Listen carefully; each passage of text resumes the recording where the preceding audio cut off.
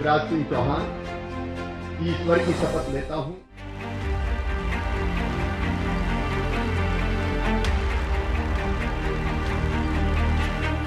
नमस्कार, अटेंशन में आपका स्वागत है और मैं हूं मनोज वर्मा।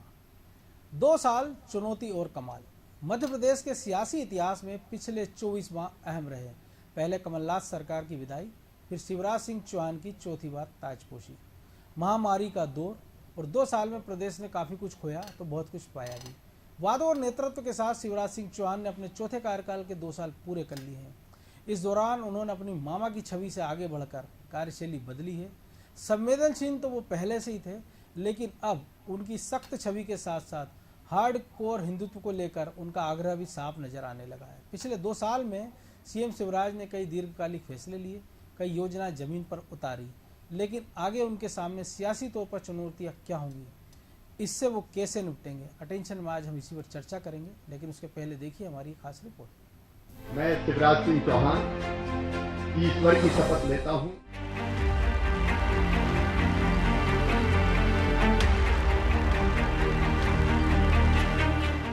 तारीख थी 23 मार्च, साल था 2020। मध्य प्रदेश में एक बार फिर शिवराज सिंह चौहान मुख्यमंत्री के रूप में चौथी पारी। मैं शिवराज सिंह चौहान ईश्वर की शपथ लेता हूं। इस पारी के 2 सफलतम सरकार के बाद शिवराज सिंह चौहान ने खुद का जबरदस्त मेकओवर किया है। इन 2 साल में शिवराज ने कई चुनौतियों से पार पाया और आगे की राह तैयार की।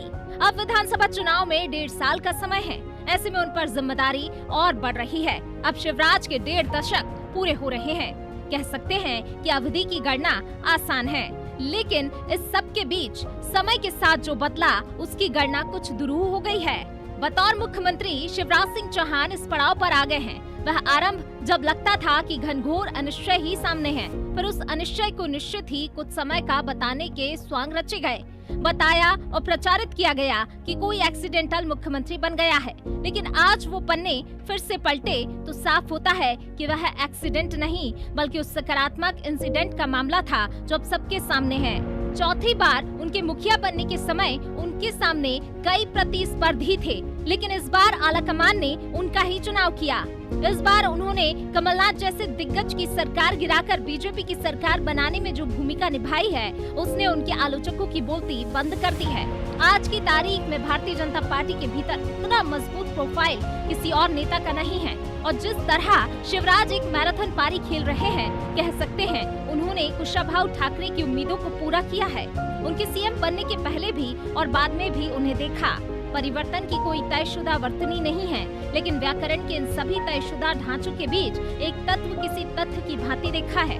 शिवराज अब पहले 3 कार्यकाल वाले नहीं हैं, और खास बात यह है कि ये तब्दीली रेखांकित करने वाली है, कहीं कहीं ही नहीं बल्कि कई तरीके से उल्लेखनीय है। आत्मनिर्भर भारत का जो संकल्प लिया और एक नारा इस देश को दिया, आज मुझे गर्व है इस बात का कि भारतीय जनता पार्टी के नेतृत्व की सरकार माननीय मुख्यमंत्री शिवराज सिंह चौहान के नेतृत्व में आत्मनिर्भर भारत के संकल्प को पूरा करने के लिए आत्मनिर्भर मध्य प्रदेश का रोड मैप बना करके मध्य प्रदेश पहला राज्य बना जिसने इस दिशा में सर्वाधिक तौर पर काम करने की शुरुआत की। और आज एक नहीं कई प्रकार के कामों की दृष्टि से अगर मैं उल्लेख करना चाहूं तो मध्य प्रदेश पूरे भारत के अंदर आत्मनिर्भर भारत के रोड मैप में मध्य प्रदेश ने 1 नंबर स्थान पर कई पैरामीटर्स में आज अपना स्थान बनाने का काम इन 2 वर्षों में अंदर किया। जो माननीय प्रधानमंत्री कहते हैं कि चुनौती को अवसर में बदलना, तो उस चुनौती को स्वीकार करते हुए मध्य प्रदेश भारतीय जनता पार्टी के हमारे नेतृत्व ने, माननीय मुख्यमंत्री जी ने, हमारी कैबिनेट ने, हमारी सरकार ने और संगठन ने मिलकर के उस चुनौती को भी आज इस मध्य प्रदेश के अंदर किस प्रकार से आगे ले जाने का प्रयास और 1 नंबर मध्य प्रदेश बनाने की जो भूमिका निभाई है, ये भी हमारे लिए बहुत महत्वपूर्ण है। शिवराज सिंह चौहान अब निश्चित ही बदल गए हैं। यह बात और है कि इस बदलाव में किसी भी तरह के बदले के कोई भाव नहीं है। वह और मजबूत हुए हैं। उनके निर्णयों में आवश्यकता अनुसार कठोरता भी समाहित हुई है। वह पांव वाले भैया से लेकर मामा और जिंदा टाइगर की छवि से और भी आगे निकल गए हैं। निश्चित ही आगे का रास्ता कठिन होता जा रहा है। लेकिन शिवराज उस तरफ और अपनी ही तरह से बढ़ तो रहे हैं। अगला साल उनके लिए और अधिक चुनौतियों से भरा हुआ है। इस एक साल के इंतजार में क्या शिवराज को बीते 15 साल का एक भी लम्हा सालता होगा? ऐसा लगता तो नहीं। शिवराज बुरे को भूल जाते हैं, वह बुरा चाहने वालों को क्षमा कर देते हैं, फिर बढ़ जाते हैं उस तरफ जिसे आप चाहे राजनीतिक महत्वाकांक्षा कह ले, लेकिन इसके पीछे निहित भाव को बदले हुए शिवराज और बदले हुए मध्य प्रदेश के सकारात्मक स्वरूप को खारिज करना आसान नहीं है। समय की कलकल बहती धारा आने वाले कल में क्या रूप लेगी ये भविष्य ही जाने, लेकिन इस धारा को फिलहाल तो एक शिव धारा मिल ही गई है। कल बहती धारा के बीच बदलते शिवराज शोध का विषय हैं, प्रशंसकों के लिए भी और अपने विरोधियों के लिए भी। ब्यूरो रिपोर्ट, अनादि टीवी। मैं शिवराज सिंह चौहान ईश्वर की शपथ लेता हूं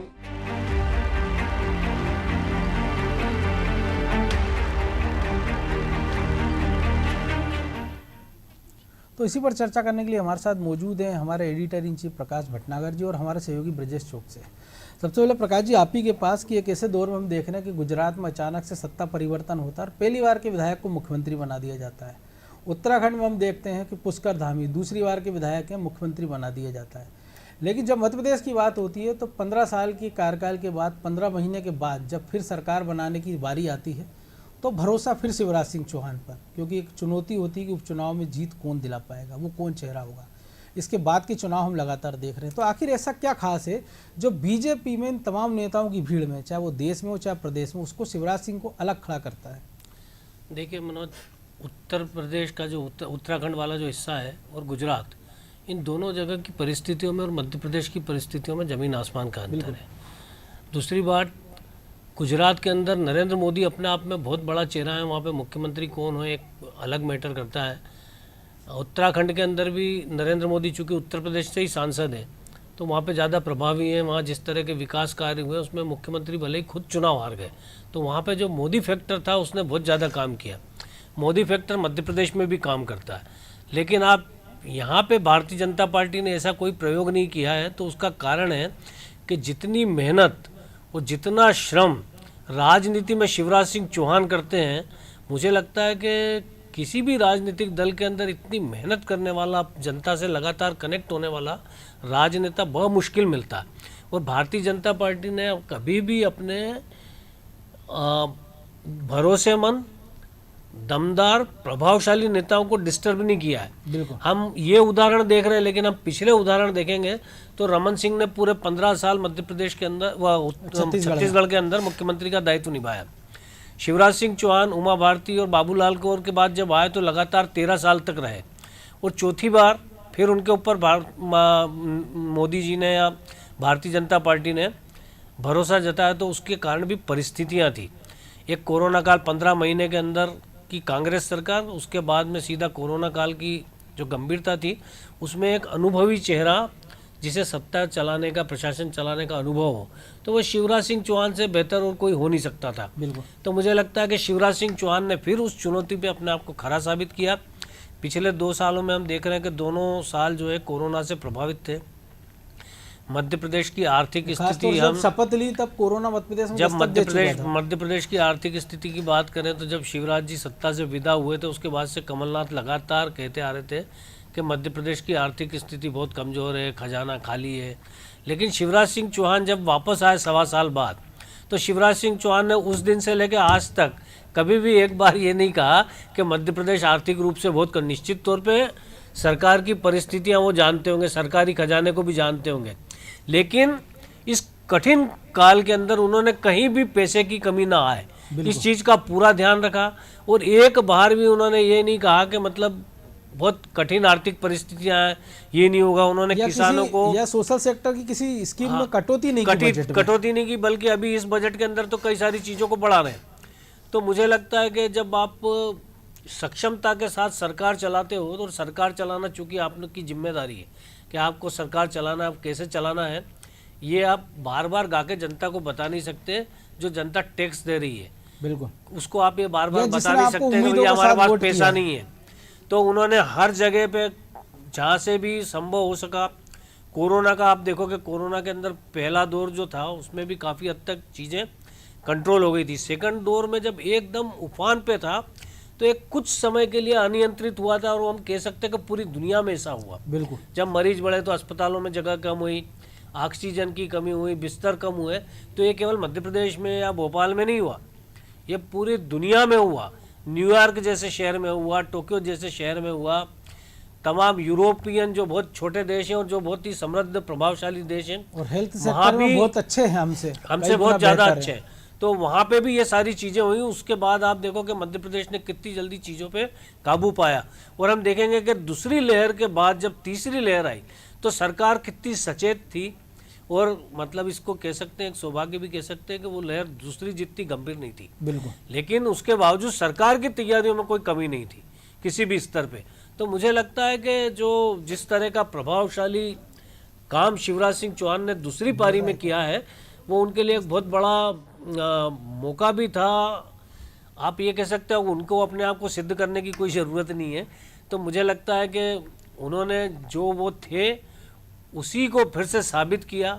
एक जो उनकी संवेदनशीलता है मानवीय सरोकारों के प्रति, वो इस कोरोना काल में भी बराबर सामने आई। तो मुझे लगता है कि शिवराज सिंह चौहान ने 2 सालों में कई जगह खुद को बदला, लेकिन उनकी जो मूल अवधारणाएं हैं उनमें कहीं कोई बदलाव नहीं। बिल्कुल। तो ब्रजेश जी लगता है इससे जी, कि अब जो 2 साल बचे हैं, तमाम चीजें अच्छी हैं, सारे सफलतापूर्वक उन्होंने पूरी की, चाहे कोरोना काल हो तब। लेकिन चुनौती तो कुछ होगी ना 2 साल में। अब हम शिवराज जी को बदला हुआ देख रहे हैं कि वो बुलडोजर की बात करते हैं, अपराधियों को नेस्तनाबूद करने की बात करते हैं। ये बात पहले भी वो करते रहे, लेकिन अब उसका एक्शन दिख रहा है। नहीं, आप वो देखिए बोलते ब्रजेश जी, हैं, उसमें मैं आगे बढ़ाऊं कि हमने ये देखा है कि जब वो ग्वालियर चंबल जब भाषण देते थे तो वो कहते थे कि मध्य प्रदेश में या तो शिवराज रहेंगे या डकैत रहेंगे, और उन्होंने हमने देखा कि बड़े बड़े डकैत उनके इस कार्यकाल में उनका सफाया हुआ। देखिए, राजनीतिक इच्छा शक्ति की बात है मनोज। अगर वो उस समय हुआ था और अब आज की तारीख में जो बुलडोजर चल रहा है अपराधियों के ऊपर, तो हम कह सकते हैं कि उत्तर प्रदेश के जो नतीजे, एक सतही तौर पे अगर विश्लेषण करना हो तो हम कह सकते हैं कि उत्तर प्रदेश के जो नतीजा है वो जिस तरह से वहाँ पे बुलडोजर बाबा के तौर पे योगी आदित्यनाथ वो हुए, लेकिन मध्य प्रदेश में और उत्तर प्रदेश की स्थितियों में जमीन आसमान का अंतर है। निश्चित तौर पर मध्य प्रदेश की कानून व्यवस्था उत्तर प्रदेश से बहुत ज़्यादा बेहतर है। मध्य प्रदेश के अंदर उतना आतंक कहीं नहीं है किसी का भी जितना वहाँ है। लेकिन प्रशासन, खास करके महिलाओं के प्रति जो संवेदनशीलता, महिलाओं के प्रति जो अपराध है, उन मामलों में शिवराज सिंह चौहान शक्ति दिखा रहे हैं वैसे। बिल्कुल। तो मुझे लगता है कि वो जो बुलडोजर चल रहा है वो रेप केस के ज्यादा आरोपी, और पिछली पारी का भी हम जिक्र करें, अगर प्यारे मियाँ का हम जिक्र करें या उसके पहले हमने देखा है कि लगातार बुलडोजर उस समय भी चले हैं। हाँ, और ये मतलब ये उत्तर प्रदेश के चुनाव के काफी पहले की बात है। और उसकी एक वजह ये भी हो सकती है कि अब लोग मोदी और योगी जैसा शासन देखते हैं तो उनको पसंद सख्त प्रशासक की होती है, कि सख्ती दिखे प्रशासन में, कानून में, सरकार में, खासकर अपराधियों के खिलाफ, जो माफिया हैं उनके खिलाफ। तो वो एक छवि गढ़ने की कोशिश कर रहे हैं, क्योंकि जो शिवराज जी की एक जो खामी बताते थे लोग, या जो कहते थे कि उनकी प्रशासन क्षमता कमजोर है, प्रशासन पर उनका वैसा नियंत्रण नहीं है। लेकिन देखिए, उन्होंने जैसे ही कहा कि कमिश्नर सिस्टम लागू होना चाहिए, कोई चू चपाट नहीं हुई, और भोपाल और इंदौर में कमिश्नर सिस्टम लागू हो गए। तो ये जो बदलाव तो दिख रहा है शिवराज जी में, पहले के कार्यकाल से हम तुलना करें तो अब वो जो कहते हैं वो उस पर एक्शन शुरू हो जाता है। आज शहडोल में बुलडोजर चलता है, मध्य प्रदेश के राजधानी भोपाल में पुलिस सूची बनाती दिखती है। एडिशनल सीपी सचिन अतुलकर बोलते हैं प्रेस से कि हम सूची बना रहे हैं और लगातार हम अभियान चलाएंगे। देखिए, 15 साल जब आदमी मुख्यमंत्री रह जाता, कोई राजनेता इतने लंबे समय तक प्रशासन में रच बस जाता है, उसके बाद आप ये बिल्कुल भी नहीं कह सकते कि उसकी प्रशासनिक क्षमता में कहीं कोई खोट है। आखिर न तो उनकी राजनीतिक क्षमताओं में कहीं कोई कमी है, न उनकी प्रशासनिक क्षमताओं में कोई कमी है। अब आप दोनों स्तर में देख लें कि लगातार 15 साल, मुझे तो ये कहने में भी कोई संकोच नहीं है, हालांकि जो जिस तरह से भारतीय जनता पार्टी में कुछ राज्यों में वो हुआ, कई कयास लगे, लेकिन मुझे कोई कहने में संकोच नहीं कि 2023 का चुनाव भी भारतीय जनता पार्टी शिवराज सिंह चौहान के नेतृत्व में ही लड़ेगी। एक और चीज़ दूसरी बात, शिवराज जी के सामने जब हम चुनौतियों का जिक्र करते हैं तो कागज पे देखने में हमें लगता है कि मध्य प्रदेश में एक बहुत मजबूत विपक्ष है। 80-90 कांग्रेस के सदस्य हैं और 126-27 सीटें बीजेपी की है। तो स्थिर सरकार तो है, लेकिन विपक्ष भी बहुत मजबूत है। लेकिन दुर्भाग्य है कि इतनी बड़ी संख्या के बावजूद विपक्ष कहीं नहीं है। जिस तरह से होना चाहिए, विपक्ष या तो ट्विटर पे है, विपक्ष या तो सोशल मीडिया पे है, लेकिन जमीन पे जनता के बीच में सरकार की कमियों को उजागर, ऐसा तो हो नहीं सकता कि शिवराज जी की सरकार है, 15 साल हो गए तो कोई कमियां रहेंगी नहीं। व्यवस्था तो कभी परिपूर्ण होती नहीं है, हर व्यवस्था में खोट होती है और उसको विपक्ष का काम है कि जनता के बीच लाना। आप शिवराज जी को देखिए कि जब कमलनाथ की सरकार थी 15 महीने, तो शायद उन 15 महीनों में कहीं कोई ऐसी जगह नहीं थी जहाँ पे शिवराज जी को जाना है जनता के बीच में, यदि वहाँ कोई घटना हुई है तो जनता के बीच जाके सरकार को चमकाना है, सरकार को आप विपक्ष का एहसास कराना है, वहाँ कहीं वो पीछे नहीं हटे। लेकिन शिवराज जी का सौभाग्य है कि उनके सामने जो विपक्ष है वो कहीं उनके आड़े आते ही नहीं है। और 2 उदाहरण ऐसे पेटलावद कि अगर हम देखें 80 लोगों की मौत होती है, जनता आक्रोशित और वो सड़क पर बैठ जाते हैं उनके साथ और आक्रोश ठंडा हो जाता है। और उसके बाद में हम देखते हैं कि लाखों की भीड़ है, उसके बाद आंधी तूफान के तंबू उड़ जाते हैं, आधी रात को पहुंचते हैं। एक चीज के लिए टोक रहा हूँ, पेटलावद की घटना जी, पेटलावन के अंदर जो भी आरोपी थे वो सब बरी हो गए। ये कांग्रेस इसे क्यों नहीं इशू बना सकती थी? बिल्कुल, अगर विरोध करना है आपको जमीन पे उतरकर, तो कांग्रेस इस चीज को इशू क्यों नहीं बना सकती? आपको नहीं लगता कि शिवराज जी ने तो अपना काम किया, नहीं बनाने देते हैं? यदि रायसेन की घटना दो तो वो तत्काल पहुंच जाते हैं, बुलडोजर चल जाता, आरोपी गिरफ्तार हो जाते हैं। पेटलाबाद की आप बात कर रहे हैं, जब तक विपक्ष एक्शन में आता सरकार खुद कमेटी बना देती है और ये पता लगाने की कोशिश करती है कि ये कौन, किसकी वजह से कौन जिम्मेदार है, और उसको आगे अपील करने की कोशिश करती है। तो विपक्ष को कोई मौका ही नहीं मिलता। एक और चीज कह सकते हैं, एक और चीज मैं ये कह रहा हूँ कि विपक्ष को तो मौके तलाशने पड़ेंगे, सरकार अपनी तरफ से थोड़ी मौके देगी। कई सारी जगह, कई जगह हो सकता है, लेकिन सवाल ये कि सामने जो शिवराज जी की चुनौतियों की बात कर रहे हैं उसके जवाब में मैं बोल रहा हूँ कि सामने कोई चुनौती ही ना हो तो अब आप शिवराज जी को दोष कैसे दे सकते हो? अगर कांग्रेस विरोध, मैं जिस तरह से बोल रहा हूँ कि 2023 में शिवराज जी के नेतृत्व में चुनाव होगा, उसी तरह से मैं कह रहा हूँ कि भारतीय जनता पार्टी 2023 में फिर आ रही है सरकार में। उसका कारण सिर्फ कांग्रेस है। इनकी खूबी जो होगी सो होगी, लेकिन कांग्रेस की कमियां इन्हें सत्ता में फिर से लाएगी। लेकिन उत्तर प्रदेश का आपने जिक्र किया तो वहाँ ये कहा गया कि जो योगी शासन की वापसी, की शासन और राशन 2 बड़े फैक्टर थे कि 15 करोड़ लोगों को, लेकिन हम देख रहे हैं कि मध्य प्रदेश में वो स्थिति नहीं है। हमने देखा है कि लाडली लक्ष्मी योजना हो, मुख्यमंत्री कन्यादान हो, या मुख्यमंत्री जो तीर्थ दर्शन यात्रा, ऐसी योजना हो कि उन्होंने एक ऐसा कोर वोट बैंक तैयार कर दिया है बीजेपी के लिए जो बहुत लंबे समय तक उनके काम आने वाला है। तो शायद ऐसे में वो क्यों अपनी छवि बदलना चाहेंगे? तो मध्य प्रदेश में भी इशू है, वो जो मुफ्त का राशन जो गरीब तबके को मिला है। अभी अब जब जोबट के अंदर बाई इलेक्शन हुआ था, आप तो मेरे साथ गए थे, हम खंडवा भी गए थे, तो हर जगह लोगों के अंदर एक संतोष था गरीब तबके में, चाहे वो खेत पे काम करने वाली आदिवासी महिला हो, चाहे हमने पंगाना में भी आदिवासी लोगों के बीच में बातचीत की थी, उनसे बातचीत की थी, तो हर आदमी इस बात से खुश था कि उसको बिना कोई प्रयास किए, बिना किसी गड़बड़ी के राशन मिल रहा था। इसका श्रेय वो निश्चित तौर पे मोदी और शिवराज दोनों को दे रहा था।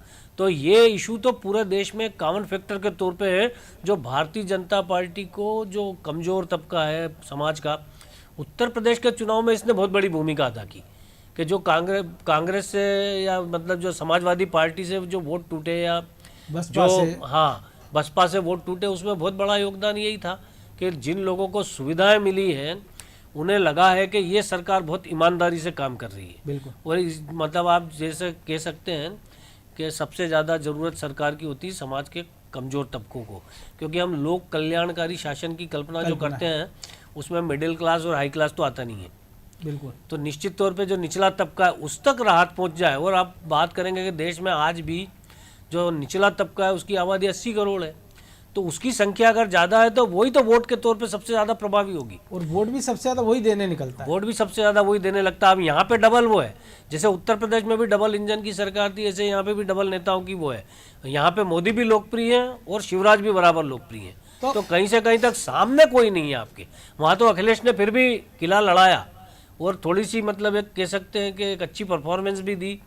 47 से 111 सीटों पे अगर वो समाजवादी पार्टी को लाए तो हम कह सकते हैं कि उन्होंने एक अच्छी परफॉर्मेंस दी। या जिस तरह से उन्होंने लोकसभा की सीटें छोड़ के यहाँ पे उत्तर प्रदेश में रहने के लिए विधानसभा में रहना मंजूर किया, तो लगता है कि भविष्य के प्रति वो गंभीर है। तो लेकिन वहाँ तो एक लेकिन मध्य प्रदेश में तो ऐसा कुछ ही नहीं हो रहा है। मध्य प्रदेश में तो कमलनाथ न नेता प्रतिपक्ष का पद छोड़ते हैं, न प्रदेश कांग्रेस अध्यक्ष का, न सक्रियता है ना। अगर हम इसको, हो सकता है कुछ लोगों को अतिशयोक्ति लगे कि अब जो परिस्थिति मध्य प्रदेश में, तो उसमें शिवराज जी के लिए सबसे बड़ी चुनौती खुद शिवराज है कि हर कार्यकाल से बेहतर उनको अपने उस अगले कार्यकाल में क्या करना है, पहले से लेके चौथे कार्यकाल, ये मुझे लगता है कि वो उसी चुनौती को वो अपने लिए चुनौती मांगकर नए नए प्रयोग कर रहे हैं, नई दिशा में बढ़ रहे हैं। देखिए वो अपडेट मुझे होते जा रहे लगता हैं, है कि ऐसा वो कह एक सकते हैं। अपनी लकीर को लगातार लंबा करने की जो उनकी प्रवृत्ति है, वो मुझे उसी को जो है वो आगे बढ़ा रहे हैं। अभी हाल जिस तरह से उन्होंने विधानसभा के अंदर विधानसभा के पहले कर्मचारियों के डीए की घोषणा की, या उन्होंने किसानों के लिए कहा कि जो डिफॉल्टर किसान है उनका ब्याज भरेंगे, वो देगी। तो अगर आपने और जो बिजली बिल माफ हुए 80 लाख जो घरेलू बिजली उनको उनको फिर से उन्होंने एडजस्ट करने के लिए कहा। तो जो बड़ी चीजें कही, अब हम आर्थिक स्थिति का रोना रहे हैं, रोएंगे और साथ में दूसरी तरफ इस तरह की घोषणाएं करेंगे। तो शिवराज सिंह चौहान तो बात ही नहीं करते मध्य प्रदेश में कि आर्थिक स्थिति कहीं खराब है। वो तो सारे काम और ये भी बोलते हैं साथ में कि भाई पैसे की कहीं कोई कमी नहीं आएगी किसी भी मामले में। सड़कों के लिए देखते हैं हम, कुछ समय से सड़कें खराब है, तो इस बार बड़ा भारी बजट सड़कों की सुधार के लिए दिया गया है। तो मुझे लगता है कि इच्छा शक्ति हो तो सब चीज़ें संभव हो जाती। शिवराज के साथ इच्छा शक्ति भी है, सकारात्मकता भी है। तो मुझे लगता है कि उसके परिणाम भी जो है उनके लिए सकारात्मक सामने आएंगे। और मनोज जी, हमने 2018 में भी देखा है, शिवराज जी के खिलाफ एंटी इनकम्बेंसी नहीं थी। जितने भी क्षेत्रों में दौरे किए मैंने, कम से कम 15-20 विधानसभा क्षेत्रों में गया था, वहाँ किसी ने शिवराज जी के खिलाफ कुछ नहीं बोला है। नहीं, शिवराज जी का शासन अच्छा है, मुख्यमंत्री तो हमारा। जो एंटी इनकम्बेंसी की जो हम बात करते हैं, या तो वो लोकल विधायक के खिलाफ थी या वो मंत्री के खिलाफ थी, जिसका खामियाजा उन्होंने कहा सरकार तो शिवराज जी की बन रही है, हमारा नेता बदल जाना चाहिए। और हम ये इसका असर हम कांग्रेस में भी देख रहे थे कि रामनिवास रावत हो, अजय सिंह हो, सुरेश पचौरी, सारे लोग चुनाव हार गए। वो शायद एंटी इनकम्बेंसी का ही कारण था कि जो सरकार के लिए नहीं थी, वो चेहरों के लिए थी शायद। अब निश्चित तौर पे देखिएगा, आप कांग्रेस के जो बड़े नेता आ रहे, चाहे वो अजय सिंह हो, चाहे सुरेश पचौरी हो, तो निश्चित तौर पे इन लोगों की राजनीतिक सक्रियता को जनता ने देखा होगा कि भाई आप अगर पचौरी जी भोजपुर से चुनाव लड़ रहे हैं तो भोजपुर में उनकी सक्रियता चुनाव तक में तो दिखी, चुनाव के पहले क्या थी, कैसी थी, उसी के आधार पे जनता वोट देगी। तो मुझे लगता है अब आप चुरहट से तो आप कुछ भी सवाल नहीं उठा सकते अजय सिंह की सक्रियता पे या उनके प्रभाव पर, लेकिन वो वहाँ पर हार गए। ऐसा नहीं कि आप कांग्रेस को सीटें ज़्यादा मिली और अजय सिंह चुनाव हार गए, तो या तो अजय सिंह के खिलाफ कांग्रेस में ही कहीं कोई साजिश हुई, बिल्कुल सुरेश पचौरी के खिलाफ कहीं कोई साजिश हुई। तो मुझे लगता है कि कांग्रेस के अंदर ये 6 मात के खेल इतने चल रहे हैं कि उसमें शिवराज सिंह चौहान की चुनौतियाँ जो कुछ है सो अपने आप को चुनौती देना उनके लिए अच्छा है। मुझे लगता है क्योंकि सामने वाले की चुनौती पे तो आपको ज़्यादा ध्यान देने की ज़रूरत नहीं है। तो अब आप अपने लिए ही नई चुनौतियाँ पैदा करो, अपने लिए उन चुनौतियों को पूरा करो। तो शिवराज सिंह चौहान उसी पे आगे बढ़ रहे हैं।